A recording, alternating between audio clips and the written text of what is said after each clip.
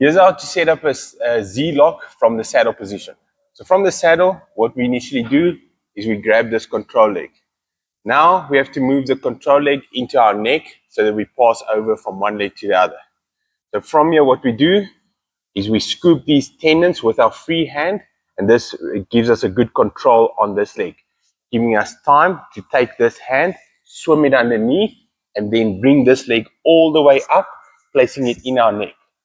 Now from here, scoop and pressure on this knee, and we take the hand that lifted this leg up and we swim it underneath with a scoop grip onto the main attacking leg.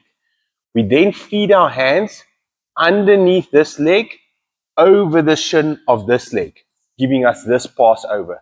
We then still grip Achilles grip on that leg. From here, how to set up the Z-lock is we'll have to remove our chest out of the way by dropping to the floor and then grabbing a semblance of a tombstone grip on this leg.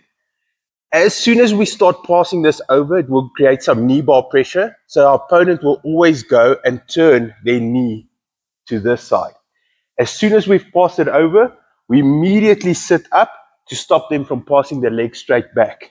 We then drop, lock up, a butterfly grip, giving us a heel hook shape on this foot, and then we can start getting a finish there.